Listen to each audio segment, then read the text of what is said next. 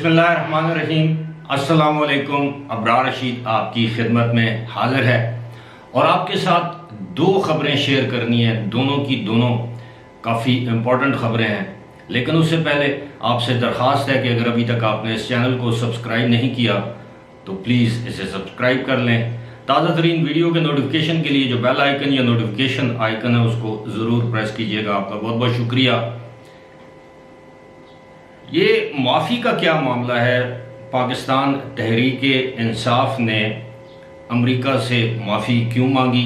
इसके हुकूमत के पास सबूत मौजूद हैं, इस हवाले से बात होगी। और दूसरी बात ये कि साबिक़ खातून अव्वल बुशरा बीबी और उनकी जो मुबैना तौर पर जो उनकी फ्रंट लेडी हैं, जो उनकी दोस्त हैं, जिन्हें वो एक ऑडियो में बच्ची कहकर मुखातिब करती हैं, यानी फरा खान और फरा गोगी, इनके खिलाफ घेरा क्यों तंग किया जा रहा है, यानी महाज क्यों बनाया जा रहा है? इसके पीछे हुकूमत के क्या मकासद हैं? हुकूमत इससे क्या हासिल करना चाहती है? इस हवाले से बात होगी। लेकिन सबसे पहले उस माफ़ी की जानिब आते हैं जो कि मुबैना तौर पर पाकिस्तान तहरीक इंसाफ ने अमेरिका से मांगी है। जी हाँ, मैंने गुज़श्ता रोज़ भी अपनी एक वीडियो में ज़िक्र किया था कि पाकिस्तान तहरीक इंसाफ ने अमेरिका के जो अंडर सेक्रेटरी ऑफ स्टेट हैं, एक डिप्टी नायब वज़ीर ख़ारजा जिसे आप कह सकते हैं, हमारे मुल्क में तकरीबन ग्रेड 20 का ऑफिसर होता है, डायरेक्टर लेवल का फॉरेन ऑफिस में, उससे पाकिस्तान तहरीक इंसाफ के जो आलमी जो चैप्टर के जो रहनुमा हैं, जिस तरह मैंने कल भी आपको बताया था कि अब्दुल्ला रियाज हैं, उन्होंने बल्कि 2-3 अफराद वहाँ पर गए, डोनाल्ड डू से उन्होंने मुलाकात की और उनसे बाकायदा माजरत की इमरान खान के उन इल्ज़ामात के ऊपर जो उन्होंने डोनाल्ड डू पर लगाए थे, और जिसके बाद उन्होंने अमेरिका मुखालिफ बयानिया तैयार किया, उसको प्रोपोगेट किया मुख्तलिफ जलसों में, जुलूसों में, प्रेस कॉन्फ्रेंस में, मीडिया टॉक्स में, कौम से खिताब में वो ये बात दोहराते रहे कि उनको हटाने की साजिश में अमेरिका बराह रास्त मुलव्वस है।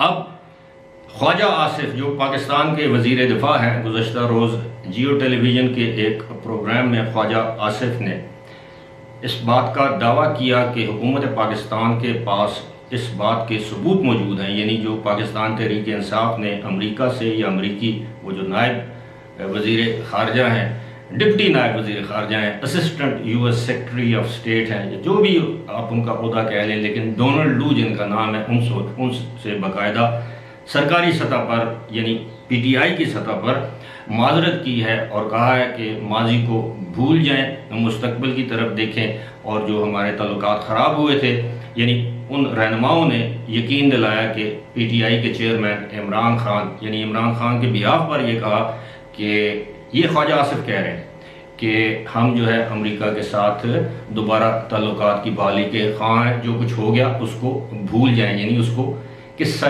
माजी या किस्सा पारीना समझें। तो जाहिर है अमेरिकी वक्ती तौर पर माजरत तो कबूल कर लेंगे या माजरत कबूल कर ली होगी, लेकिन इस बात से पूरी दुनिया में जिस तरह पाकिस्तान की जग हंसाई हुई, रुसवाई हुई कि एक साबिक़ वज़ीर आज़म ने इस तरह खुलेआम इल्ज़ामात लगाए। इस तरह के इल्ज़ामात तो माजी में हमने देखा है कि सद्दाम हुसैन लगाते थे, लिबिया के जो मरहूम लीडर हैं कर्नल कदाफ़ी, वो इस किस्म के इल्ज़ामात लगाते रहे हैं, और भी 2-4 लीडर्स हैं दुनिया में जो इस तरह के, जिस तरह नॉर्थ कोरियन लीडर हैं, वो इस तरह के इल्ज़ामात लगाते रहे कि अमेरिका वहाँ पर रिजीम चेंज करने की कोशिश कर रहा है। ईरानी लीडर्स ये इल्ज़ामात लगाते रहे, लेकिन पाकिस्तान की जानब से ये पहली मरतबा किसी साबिक़ वज़ीर आज़म की जानब से ये इल्ज़ाम लगाया गया। बल्कि उस वक्त तो वो वज़ीर आज़म थे जब उन्होंने इल्ज़ाम लगाया। अगर आपको याद हो कि वो 27-28 मार्च को इस्लामाबाद परेड ग्राउंड में जो जलसा था जिसमें उन्होंने वो ख़त लहराया था। तो कहने का मकसद ये है कि अब पब्लिकली इमरान खान का स्टांस और है, उनका नुक्ता नज़र और है, लेकिन प्राइवेटली उन्होंने अमेरिका से माफ़ी मांग ली। और इस हवाले से जब फवाद चौधरी से इस्लामाबाद के जर्नलिस्ट ने सवाल किया तो उन्होंने कहा, बल्कि जियो टेलीविज़न के एक एंकर ने उनसे जब सवाल किया तो उन्होंने कहा कि वो पूछ कर बताएंगे। अब किससे पूछ कर बताएंगे? ये बात अब सबके इल्म में है कि ये माफ़ी तलाफ़ी वाला मरहला गुजर चुका है। अब आपको बताने का मकसद ये है कि आप देखें कि किस तरह लोगों को इतना अरसा गुमराह किया जाता रहा एक ऐसे बयानिए पर जिसका सिरे से कोई वजूद ही नहीं था, या एक झूठ की बुनियाद पर 10 झूठ और बोलने पड़े और बिलाखिर माफ़ी मांगना पड़ी। मैं अक्सर अपनी वीडियोज़ में ये कहता हूँ, ये PTI का बदकिस्मती से, पाकिस्तान तहरीक इंसाफ एक बड़ी जमात है, लेकिन बदकिस्मती से ये उसका वतीरा रहा है कि वो 100 प्याज और 100 छितर ज़रूर खाते हैं। लितर कहें या छितर कहें, प्याज कहें या गंडे कहें, लेकिन बात वही है कि वो दोनों चीज़ें खाते हैं, किसी एक पर इक्तफा नहीं करते। अब आते हैं जनाब, ये बुशरा बीबी और फरा खान और फरा गोगी के ख़िलाफ़ हुकूमत ने जो महाज खड़ा किया है या घेरा तंग करने की कोशिश कर रही है, घेरा तंग कर दिया है, इसके पीछे क्या अवामिल का कारफरमा है?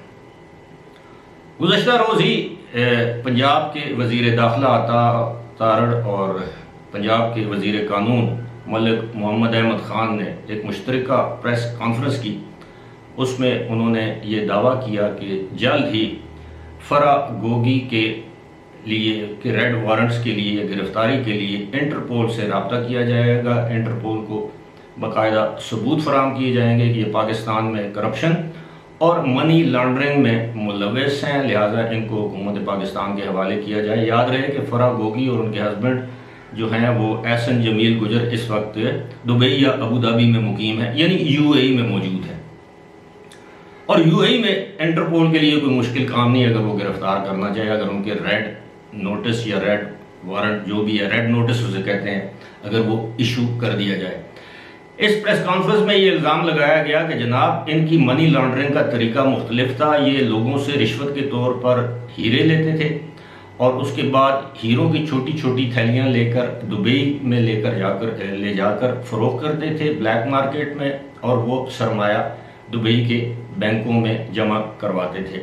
मैं इससे पहले अपनी मुतअद्दिद वीडियोज़ में इस बात का जिक्र कर चुका हूँ कि पाकिस्तान का बेशुमार काला धन जो है वो इस वक्त UAE ख़ास तौर पर दुबई में मौजूद है, चाहे वो प्रॉपर्टी की शक्ल में हो, बड़ी बड़ी इमारतों की शक्ल में हो, होटल्स की शक्ल में हो, या बैंक अकाउंट्स की शक्ल में हो, या ऑफशोर कंपनियों की सूरत में हो।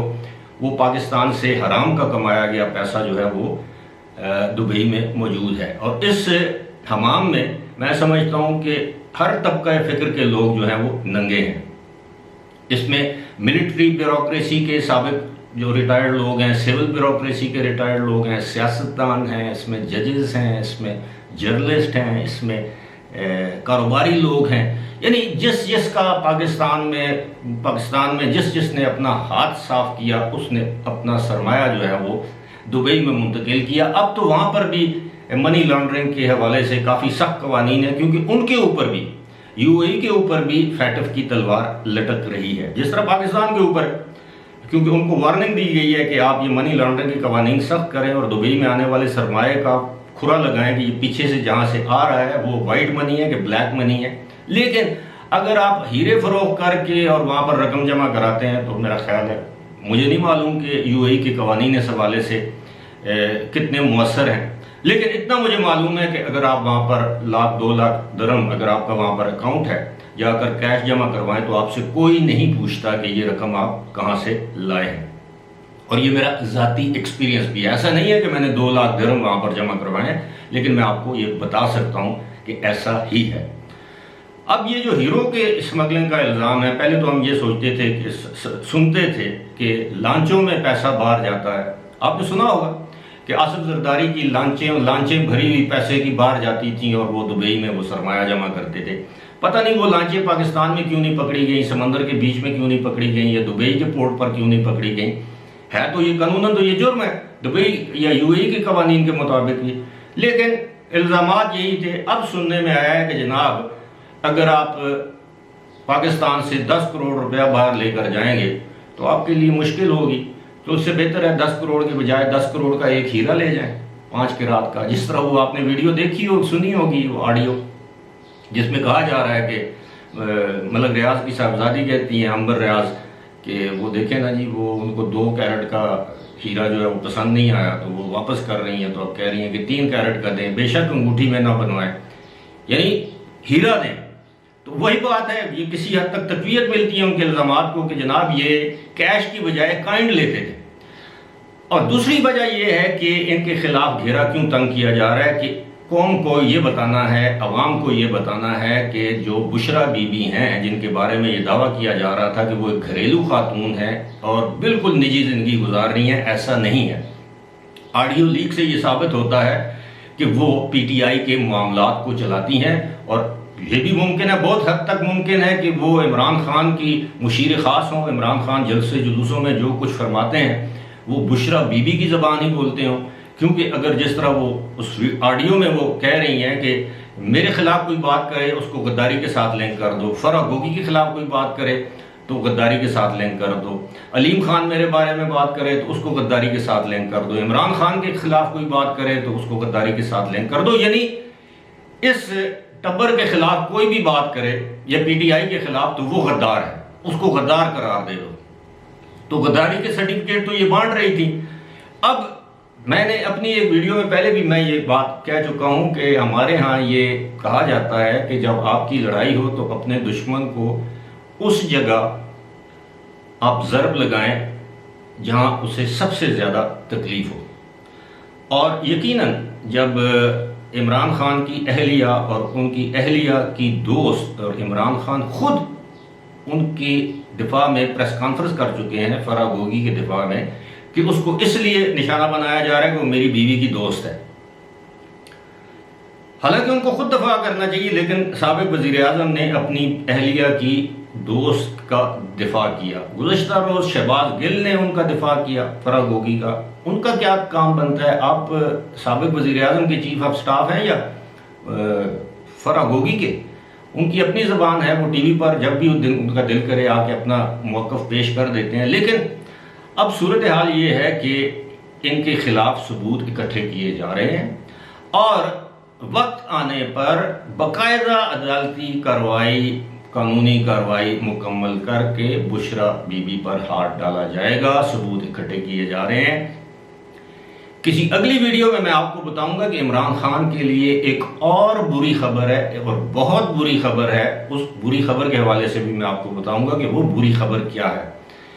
लेकिन फ़िलहाल ये है कि ये जो मामला जिसका मैंने जिक्र किया है कि आपके इल्म में होना चाहिए कि वो फैसलाबाद में जो एक प्लाट का मामला था उसमें 2 अफराद गिरफ्तार हो चुके हैं। और आम तौर पर सरकारी तौर पर गिरफ्तार होने वाले अफराद अक्सर सियासतदानों या कारोबारी हजरात के खिलाफ वादा माफ गवाह बन जाते हैं। अपनी स्किन, अपनी जान बचाने के लिए वो कुछ भी कर सकते हैं।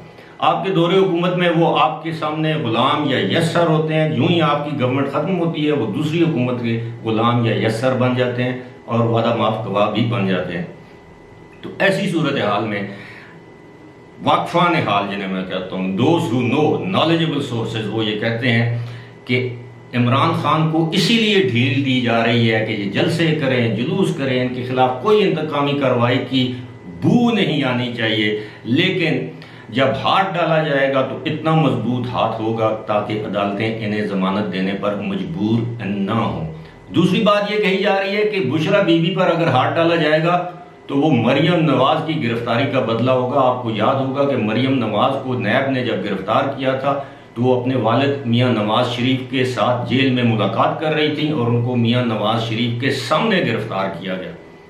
यानी एक कैद बाप के सामने उसकी बेटी को गिरफ्तार किया गया। मरियम नवाज बाहर आ जाती, वहां भी गिरफ्तार किया जा सकता था, लेकिन नवाज शरीफ को अजियत देने की खातिर कि ये शख्स जेल में है, इसको अजियत दो, इसकी बेटी को इसके सामने गिरफ्तार करो ताकि ये तड़पता रहे।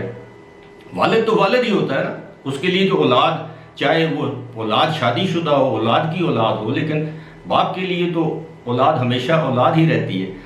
तो ये अब वो कहते हैं कि what goes around comes around. मैं ये नहीं कहता, मैं इस बात को इंडोर्स नहीं कर रहा कि मौजूदा हुकूमत को इमरान खान या उनके अहल खाना या ख़ानदान के ख़िलाफ़ कोई इंतकामी कार्रवाई करनी चाहिए, लेकिन कानून को अपना रास्ता ज़रूर इख्तियार करना चाहिए। अभी तक तो तासर ये है आम पब्लिक में कि इमरान खान इज़ अनटचेबल, उनको कोई हाथ नहीं लगा सकता। उन्होंने क्या कुछ नहीं कहा। इससे 5% यानी जो उन्होंने कहा है उसका 5% अगर कोई और पॉलिटिशियन, अब आप देख लेना वो अली वजीर जो है, उस बेचारा 1.5 साल से 2 साल से जेल में, उसकी जमानत होती है, दूसरे केस में गिरफ्तार कर लेते हैं, उसको कौमी असेंबली में नहीं आने देते। क्यों? उसने भी एक कराची में एक तकरीर की थी, एक तकरीर कराची में, और आज दिन तक उसका खमियाजा भुगत रहा है। वो MNA है, लेकिन दूसरी जानब हम देखते हैं कि सरेआम जलसों में ललकारा जा रहा है आर्मी चीफ को, ISI चीफ को, चीफ जस्टिस ऑफ पाकिस्तान को, आला अदलिया को ओए करके, तुम्हें अल्लाह माफ नहीं करेगा, तुमने ये किया, ओ। लेकिन उसके बावजूद पता नहीं लाडला कब तक लाडला रहेगा। लेकिन बात वही है कि बकरा ईद भी आ रही है कि बकरे की माँ कब तक खैर मनाएगी। फिलहाल इसी के साथ मुझे दीजिए इजाजत। खुदा हाफिज़।